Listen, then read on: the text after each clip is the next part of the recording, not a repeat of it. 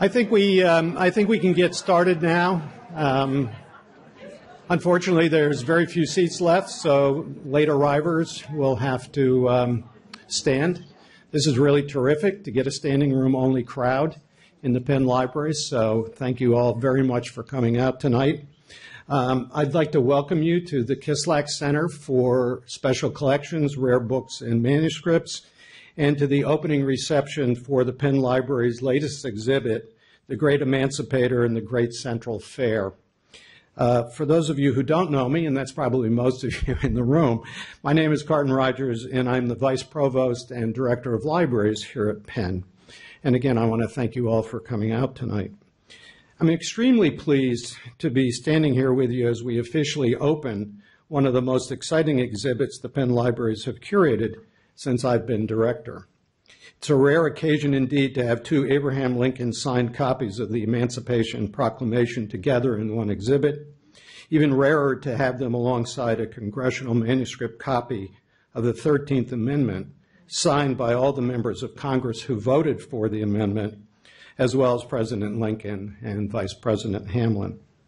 I feel very privileged to make these documents available for public viewing, privileged and proud to offer this unique glimpse into our collective history. Tonight you will hear more about the importance of these documents from one of Penn's most distinguished professors, as well as from the exhibit curators. But first I want to recognize some of the men and women who helped make this exhibit a reality. It's as everybody said, it takes a village, and in this case, it's a very large village of people. So there are a lot of people who will go unnamed, but played very important roles in making this exhibit possible. First, I want to thank, though, Ian and Sonnet McKinnon, who so generously loaned their copies of the Emancipation Proclamation and the 13th Amendment. The McKinnons believe in the importance of public access to these powerful historical documents as an enlightening experience. Enlightening in all the aspects of the word, to illuminate, to enkindle, to instruct, and to inform. And an experience that is valuable not only for scholars, but for all citizens, young and old. We are profoundly grateful that they have allowed the Penn Libraries to help further their shared goal by entrusting us with these amazing documents. The McKinnons, unfortunately, aren't able to be with us tonight, but the event and the remarks are being filmed, so they'll get a copy and they'll be able to hear what happened tonight. Where do they live? Are they Philadelphians? No. They're international. So. The second, I want to thank our wonderful friend and Penn alum, Wendy Cummins Holman, who connected us to the McKinnons and really was the inspiration for this exhibit. Wendy helped steward the relationship which has resulted in tonight's celebration, and we are so pleased that she will be joining us later tonight. And hopefully she'll arrive before the end of tonight's remarks so she can be publicly recognized. There's a third person who has been instrumental in facilitating the documents loan, and that is Seth Cowler, another wonderful Penn alum and owner of Seth Cowler Incorporated. Seth works closely with the McKinnons on building their historic document collection, and he and his team work seamlessly on making sure that the material arrives safely and securely. And they work very efficiently with my staff here in the Kislak Center, and I'm appreciative of all their efforts to make this work. As the curators were planning this exhibit, Seth offered to loan several additional pieces from his own collection for the exhibit, for which we are also very grateful. And finally, he donated some issues of Frank Leslie's weekly magazine, two of which are on display tonight. So we are deeply appreciative of Seth's help and his generosity. So if you wouldn't mind joining me in thanking Ian and Sonnet, in absentia, Wendy and Seth for their...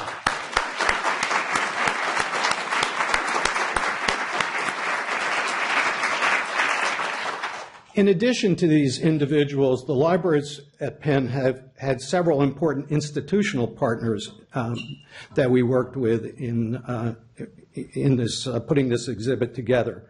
We've been fortunate to have both the Historical Society of Pennsylvania and the Library Company of Philadelphia lend items from their respective collections for display. The cultural heritage community in Philadelphia has a rich tradition of lending pieces from each other's collections for exhibition.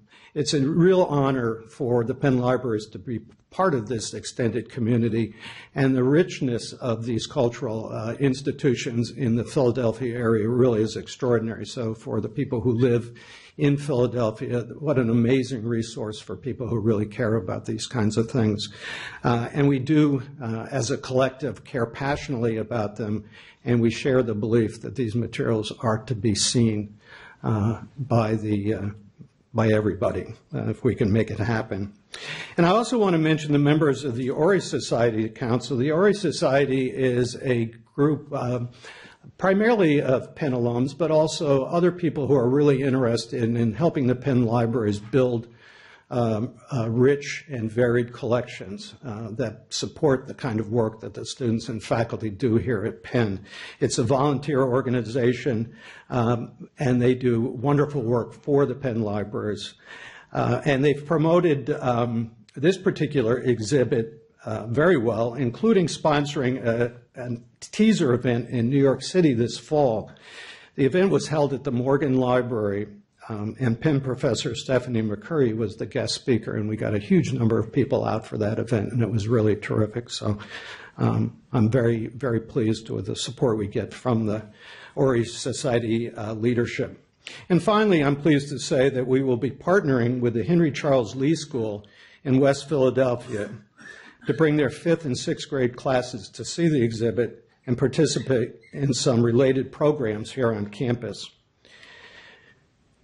Again, this is the kind of exhibit that we need to share with the community, and we are going to do our darndest to get people in to see it. It's really an extraordinary exhibition, and it's very meaningful, I think, to all of us. And if we can engage the community, we're going to try. So again, thank you all for coming out tonight, and thank you for your support and interest. I really appreciate it.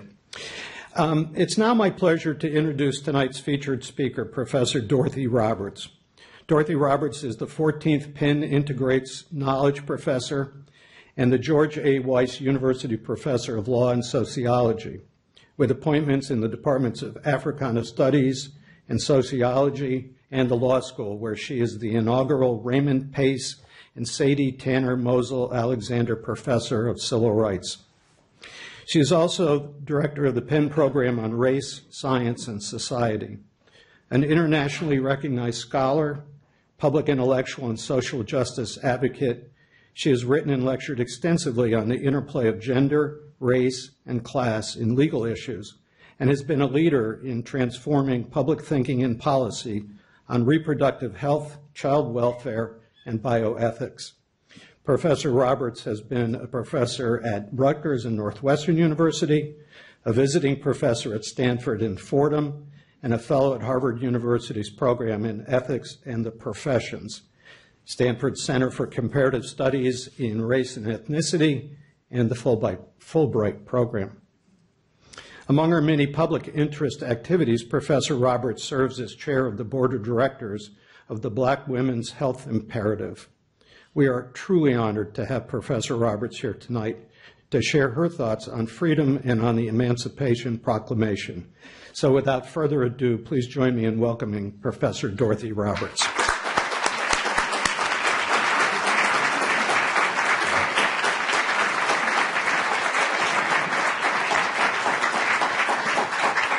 Thank you. It's such an honor to be asked to speak to this crowd and on this occasion of this wonderful exhibit about the Emancipation Proclamation and the fair here in Philadelphia, which I hadn't heard about until I came to see the exhibit. We all learned when we were school children that the Emancipation Proclamation in 1864, signed by President Abraham Lincoln freed the slaves with a stroke of the pen. And then by the time I got to college in the 1970s, that story was tarnished by knowledge about the history of the Emancipation Proclamation and a little more historical reality about why Lincoln signed it and its actual effect. I discovered that all the slaves weren't freed by the Emancipation Proclamation, and that maybe he signed it because it was useful to the war, the Civil War, to abolish slavery for some enslaved Black people in this country. But as the documents that you'll see in this wonderful exhibit reveal, the Emancipation Proclamation represented then, and it's come to symbolize today, the meaning of emancipation, what it means to be set free from bondage. It invites us to imagine the significance to enslaved people of receiving a notice that they are now free. And you'll see in the exhibit little pamphlets with the proclamation inscribed on them that you could imagine maybe were handed out to now former slaves. Many Black people at the time in speeches, letters, and songs described freedom as their all in all. Freedom was what it means to go to heaven. In his 1843 address to slaves of the United States of America, Henry Highland Garland declared, "All you desire is freedom, and nothing else will suffice. Rather die freemen than to live to be slaves." Let me say that again. I know, but I'm going to say it again in honor of Henry Highland Garnet, who I'm sure you can imagine in this Congress of Convention of Black people. Rather die free men than live to be slaves. In one of his earliest speeches in Montgomery, Alabama in 1956, Dr. Martin Luther King Jr. said, "There is nothing in all the world greater than freedom." And he crowned his inspirational message at the March on Washington in 1963 by quoting the words of the old Negro spiritual, free at last, thank God Almighty, we're free at last." In other words, freedom is the ultimate aim of all humanity. That ultimate aim for humanity is still a common chant of protest today. We heard it repeated in marches across the country protesting the killings of Mike Brown in Ferguson and Eric Garner in New York and Tamir Rice in Cleveland. What do we want? Freedom. When do we want it? Now. Although Lincoln signed the Emancipation Proclamation, it is the enslaved and not their masters who must define freedom. American democracy was built on a system of slavery, which required that white men's concept of freedom had to accommodate owning human beings as chattel property. Surely, we would want to rely on their understanding of freedom, the enslaved, not their masters, for its true meaning. Peter Williams Jr. said on Independence Day 1830, "They are slaves in the midst of freedom. They are slaves to those who boast that freedom is the unalienable right of all. And the clanking of their fetters make a horrid discord in the songs of freedom with which resound through the land." President Lincoln's proclamation could not define freedom for Black people. Freedom was not a gift handed to them by a benevolent ruler. It was a proclamation summing up centuries of resistance by Black people to slavery and their struggle to be free.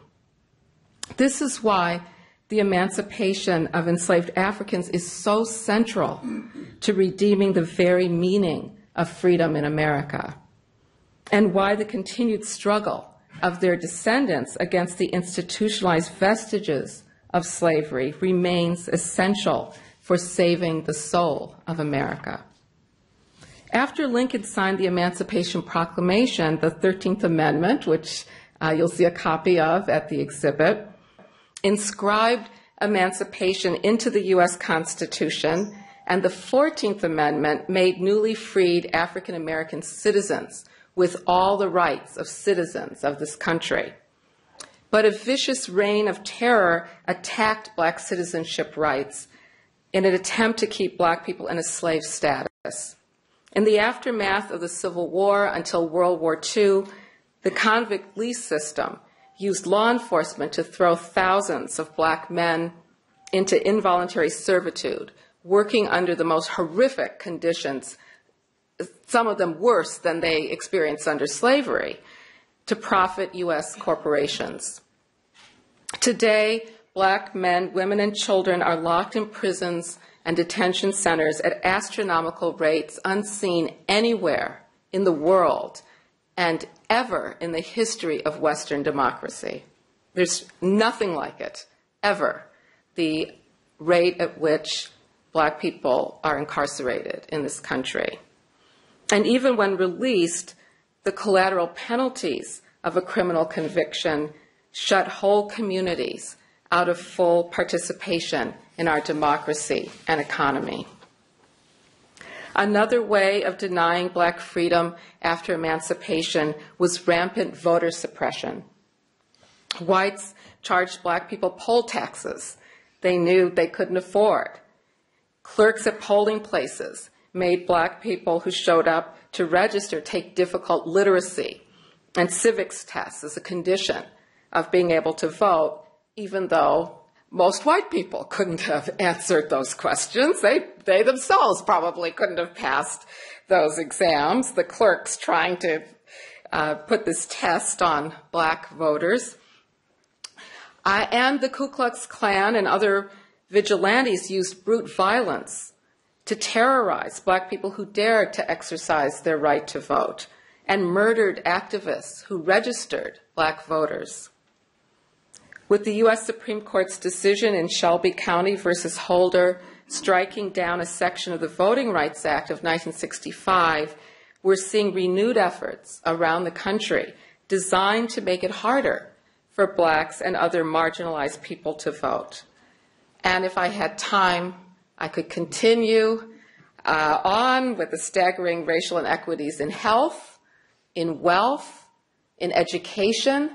Some of these inequities that are worse than during the civil rights, prior to the civil rights movement. Incarceration rates are worse. Some of the health gaps, worse. The wealth gap, Blacks with a 12th the amount of wealth as whites in the United States. That's getting worse in recent years. Infant mortality, the gap in infant mortality has gotten worse since the 1950s. And segregation of schools, no better than at the time of Brown versus Board of Education.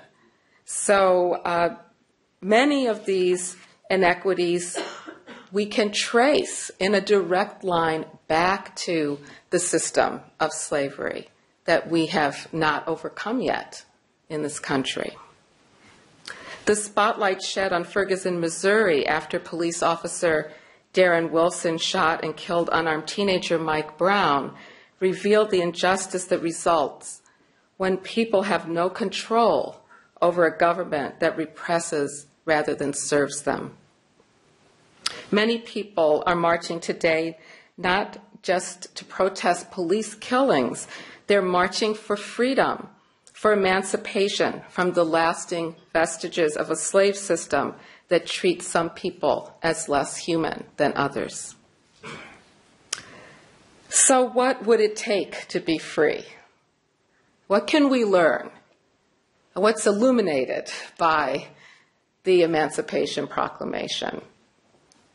I think one important point is that none of us can be free without working to end the systems that subjugate others. There's no such thing as freeing myself alone in a society that thrives off of dehumanizing groups of people, whole groups of people.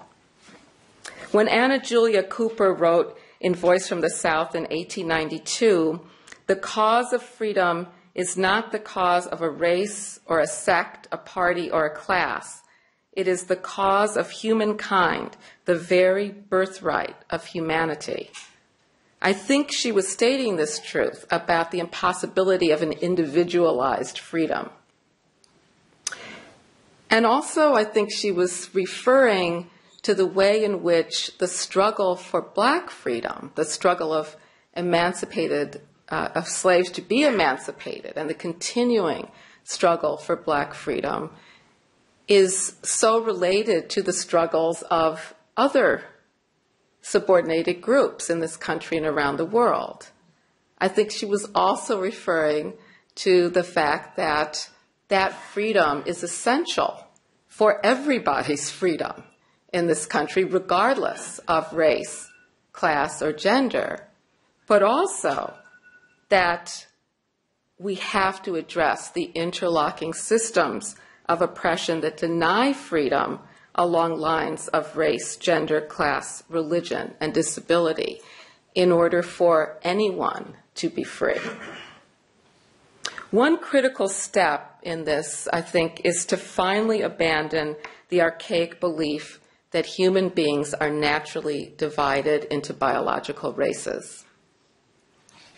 Inventing race as a biological classification was essential to justifying the enslavement of Africans in a nation founded on a radical commitment to liberty and equality. White Americans had to explain black subjugation as a natural condition, not one they imposed by brute force for the nation's economic profit. Human beings had to be divided into those who were born to be slaves and those who were born to be masters. And that had to be seen as just the way nature works. And any disadvantages that came for that, or privilege that came for that, all were just the natural outcome of this division of human beings into different kinds of people. Treating race as an innate distinction constituted the only suitable moral apology, as Swedish sociologist Gunnar Myrdal put it, for slavery in a society that claimed freedom as its most cherished ideal. And I firmly believe that one of the reasons why the Emancipation Proclamation hasn't had a greater impact on our society than it has is because that belief about race that was so rooted in justifying a system of slavery continues to this very day. Combining these lessons about the need for freedom for all and the importance of finally abandoning the myth about biological races means that we must end the belief that my freedom depends on someone else's enslavement. Outlasting the system of masters exploiting slaves to benefit themselves is the mindset that makes people willing to give up material benefits to ensure that others remain subordinated. As Du Bois observed about the destruction of Reconstruction, a period after emancipation where there was hope for true freedom in America, but then destroyed by a backlash against freedom, a violent backlash against freedom. Du Bois, writing about that, observes that white laborers were willing to accept what he called the psychological wage of white superiority rather than join with emancipated blacks to build a more just society that guaranteed freedom for all. Some rightly complain that the Emancipation Proclamation didn't really free the slaves in 1864, and that for Lincoln, abolishing slavery was more of a military necessity than a humanitarian act of justice. And 151 years later, the proclamation still hasn't produced true freedom for the descendants of slaves and other marginalized people in this country. I think it's better to think about it as I saw in a brochure for this exhibit, that it's more of a promissory note to a new birth of freedom in America that we must continue to fight to make real. In fact, I think it's by understanding the promise of freedom as it meant for enslaved people and trying to understand why we have fallen short of achieving it, that we can better work toward a more just society. And I hope that looking at the documents, the material reality of how the Emancipation Proclamation was disseminated to slaves, but also to others in this country, and what that meant will help us work toward a nation that allows for freedom, real freedom for everyone as equally valuable human beings. Thank you.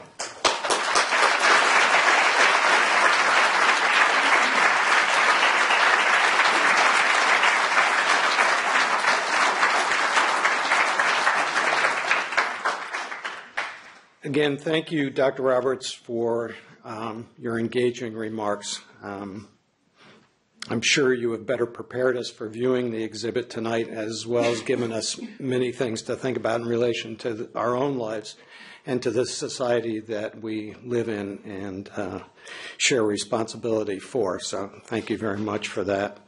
I'm going to introduce the curators in a minute, but before I do, I think that somebody that I mentioned earlier, Wendy Cummins-Holman, has made her way to the library.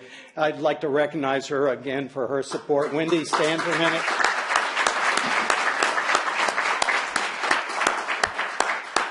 So pleased that you're able to be with us tonight, and thank you again for all of your support for this event.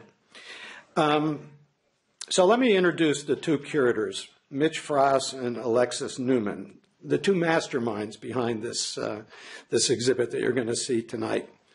Dr. Mitchell Frost is the Curator, Digital Research Services at the University of Pennsylvania Libraries. He works on a number of projects cutting across general and special collections with a special focus on digital humanities. His current claim to fame is that he has discovered rocket cats, and he's been blogging about those cats, and you've probably seen links to some of his work in the Huffington Post and other media outlets. I hope he's not trying to build his career on rocket cats, but he's doing a good job.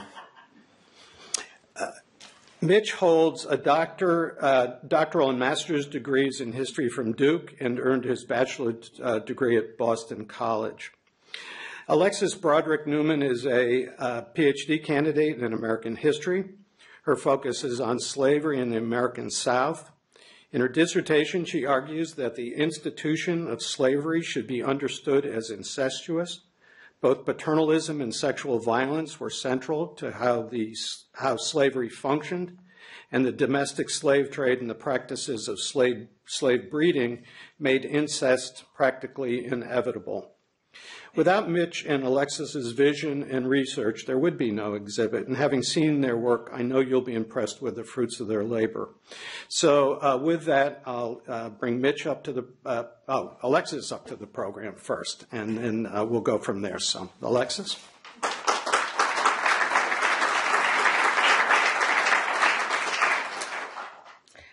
First of all, I want to thank Stephanie McCurry, my advisor and a professor of Southern history here, for recommending me to co-curate this exhibit with Mitch.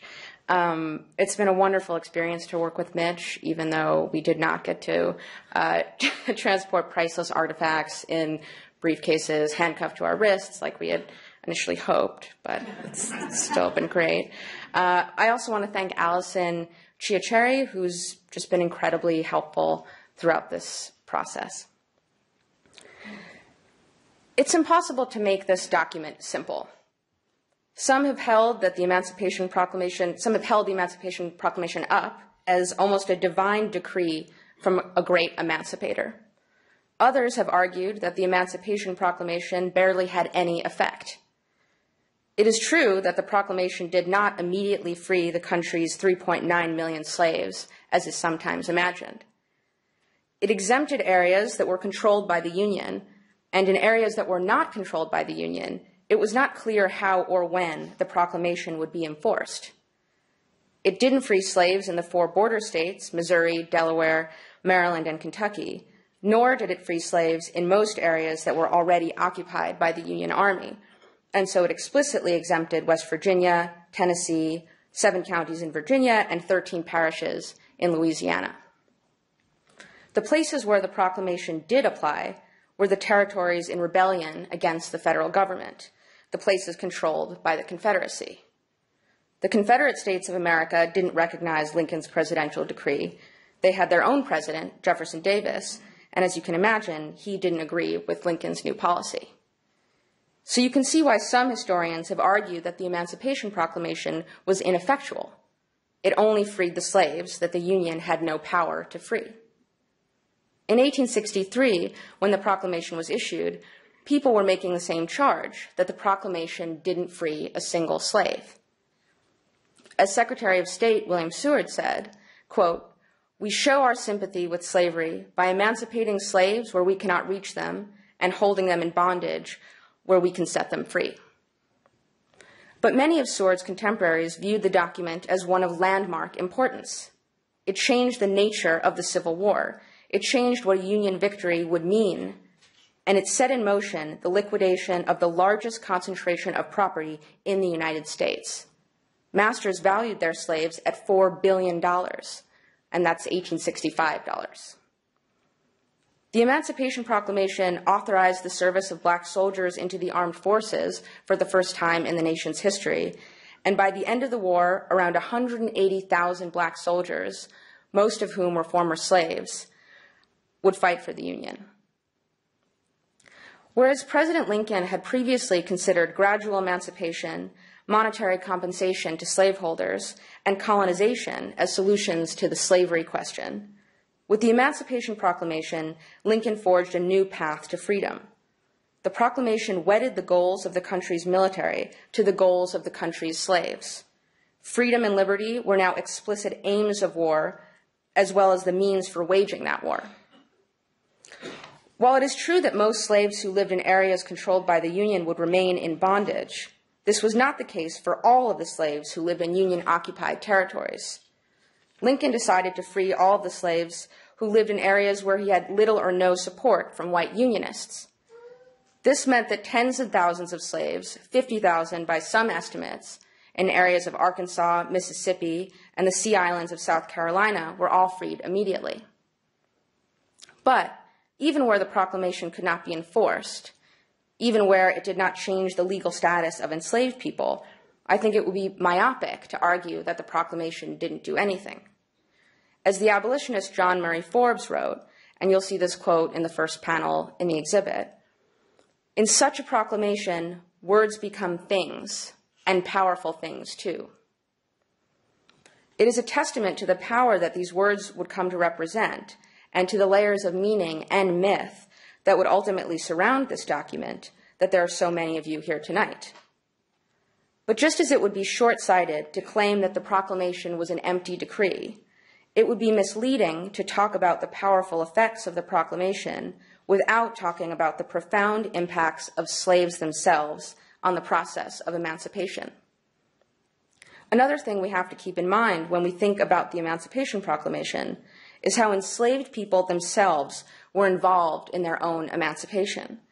As historians have increasingly recognized, and our own Stephanie McCurry and Steve Hahn have been instrumental in this transformation in the historiography, slaves were actively undermining the conditions of their servitude in very powerful ways, forcing the issue of their own emancipation. Slaves knew about the election of Abraham Lincoln, and they knew what it might mean for them. They ran away from their plantations to Union lines in such great numbers that they forced the federal government to begin making decisions about a new policy on slavery.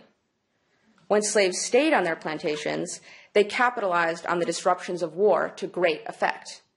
We know from diaries and letters of slave owners that during the war, some slaves became, quote, totally ungovernable. They refused to work or worked on their own terms and began growing crops for themselves in even greater numbers. And yet, we know that when the Emancipation Proclamation was issued, free blacks in the North, contrabands and slaves in the South all rejoiced and celebrated the decree.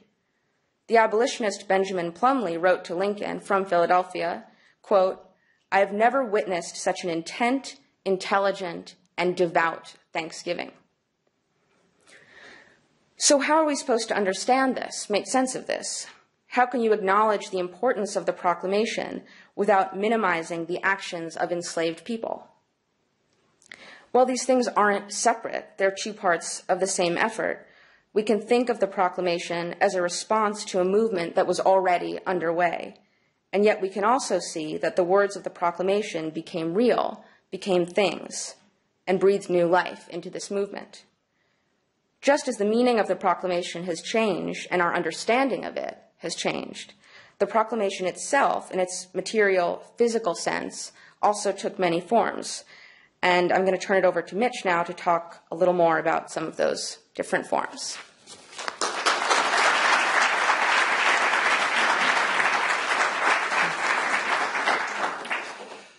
Thank you, Alexis. I wanted to start by thanking you specifically. Coming on as a curator while also being a full-time graduate student, working on your own dissertation, and a million other things I know is incredibly difficult. And you've really made so much about what makes this exhibit great wouldn't have happened without you. I'd also like to thank here at the libraries, Carton, of course, Tina Cowan in development, Will Noel, the director of special collections, for their ever-present support for this exhibit. Special thanks also to Andrea Gottschalk, Linda Brody, Abby Lang, and all the others who work so hard here on logistics, exhibit design, and setup. And of course, a hearty thanks to all of my colleagues up here in the beautiful Kislak Center for their dedication and enthusiasm for the materials, which is pretty infectious. The exhibit you'll be seeing tonight reflects on many themes, but as its center, as we've discussed, is Lincoln's Emancipation Proclamation as both act and object. Alexis has just talked about the Emancipation Proclamation as act, as deed, its very real effects on enslaved men and women, the Union cause, and the course of war. We have interpreted and attempted to show in this exhibit, which is divided into three sections: the Great Central Fair of 1864, the Emancipation Proclamation as object, and finally the new birth of freedom experienced by the enslaved following the proclamation. The first of these, between 1863 and 65, cities all over the North hosted what became known somewhat oddly to us, I think, as sanitary fairs. These spectacular events, organized and funded almost exclusively by private citizens and groups, aimed to raise money for the United States Sanitary Commission, a kind of early Red Cross founded to provide support for wounded and sick Union soldiers. Not to be outdone by Chicago, Cincinnati, and New York, all of whom held fairs in 1863 and 64, civic leaders and supporters of the Union in Philadelphia planned their great sanitary fair for June 1864 to take place in grand temporary structures in Logan Square, right in front of where the Free Library is today. And you'll see, as you enter the exhibit, the giant panorama of these structures. Admission would be 50 cents to all, and a whole number of household goods, attractions, novelties, and other things would be on sale to raise further funds. I should say, too, as an aside, that the fair also had a restaurant for the refreshments tonight to be based on a menu from that fair. American historical memory and patriotism were particularly important to the fair, and material objects like some letters of George Washington, a purported piece of the Mayflower, all sorts of different historical relics were put on sale to benefit the cause. Into this hearty patriotic mix came Charles Leland and George Bacher, two Philadelphia writers and ardent supporters of the Union, who decided to print up a set of copies of the Emancipation Proclamation, send them to Washington in the hopes that Lincoln and Seward, the Secretary of State, would sign them, and then sell them at the fair for $10 apiece as a fundraiser for the Sanitary Commission. That's a price about equal to a week's wages of a typical household servant at the time. These copies that they produced are the famed so-called Leland-Bacher copies of the proclamation. You'll see two of them on display here in the gallery, likely reunited for the first time since they sat on Leland and Bacher's table at the fair in 1864. You also see the pains the two men took to produce this as an object for posterity. Penn was fortunate enough in 1904 to have received from Charles Leland's estate the proof copies, that is, the sort of rough drafts of these Emancipation Proclamations, which differ markedly in design from the final version. You can see how they've played with them to make a more attractive object. When we talk about famous historical documents like the Declaration of Independence, the Constitution, the Emancipation Proclamation, we tend to hold two concepts in our mind at the same time. One, often the primary one, is the intellectual content of the document, what the words are, what they mean, what their historical impact has been. The second meaning, often more subliminal, is the idea of the documents as objects. The text has to be written somewhere, whether on paper or electronic dots on a screen. Where it's written, and how it's produced, all change our reception of the text and its meaning. The Emancipation Proclamation in this regard is a really fascinating document, produced in dozens of different versions in just the war years alone. Each tells its own story. Lincoln first issued the proclamation in a preliminary version in September 1862, following the Battle of Antietam, and stated his intention to put it into effect on January 1st of the following year. Hence, the basic text of the document was widely known by the time Lincoln signed the final version on the evening of New Year's Day, 1863. From there, it pulsed across telegraph wires and into newspapers across the country, and then into a myriad of other printings in the years to come. I should say on that last point that the great-great-granddaughter of the telegrapher who transmitted the final proclamation from the White House is a Penn faculty member in here today, I believe. The spectacular Leland-Bacher copies then represent one vision of the Emancipation Proclamation, a special production signed by Lincoln himself and intended to be sold to raise funds, a document which already by 1864 at the fair, some year and a half after the proclamation itself, had received historical status as a symbol and as a piece of American history, and Union glory made manifest. As you walk through the gallery tonight, though, I think you'll see many different manifestations of the proclamation, each with a different and varied meaning.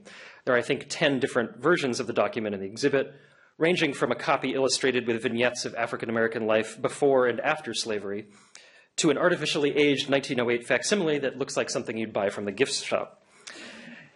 All of these have their own meaning and message, but I'd like to single out one that Dorothy had mentioned in her remarks. This is a set of miniature copies of the proclamation, just 1.5 inches tall in their preliminary and also final form. These were likely printed in Boston during the fall of 1862 into the winter with 1863 by the abolitionist John Murray Forbes, explicitly printed so they could be handed out by Union soldiers to enslaved men and women they encountered. These palm-sized, and they're really quite remarkable pamphlets, printed in perhaps tens of thousands of copies, survive in barely a few examples today, a testament perhaps to their fragility and to their purpose, not intended to live on as an artifact like the Leland-Bacher copies, but as a rough, ready, and welcome message to the enslaved. Finally, you will see the effects and after effects of the proclamation on those to whom it mattered the most. You will see accounts and illustrations in the exhibit from the weeks and months after the proclamation, showing formerly enslaved people streaming into Union lines after hearing of the document. You also read an excerpt from Harriet Jacobs, the former slave and author of the famous autobiography, remarking on the momentousness of the proclamation. You will see in letters and prints the importance of the proclamation to all in bringing newly freed slaves into the Union Army as soldiers to fight for freedom. And finally, in the exhibit, you'll see a copy of the 13th Amendment, which formally ended slavery in the United States. This copy was signed by Lincoln and nearly all the members of Congress who had voted in favor of the amendment. They did so as an intentional commemorative, knowing already its importance as action and as object. As you walk through the exhibit, then, look carefully at the different presentations of the proclamation and associated documents. The text of these may be the same throughout, but their physical manifestation, their histories, each tell us something different about the meaning and significance attached to them, both at their creation and today. Thank you all again for coming out tonight, and please join Alexis and I in the Goldstein Gallery just down the hall for the Great Emancipator and the Great Central Fair.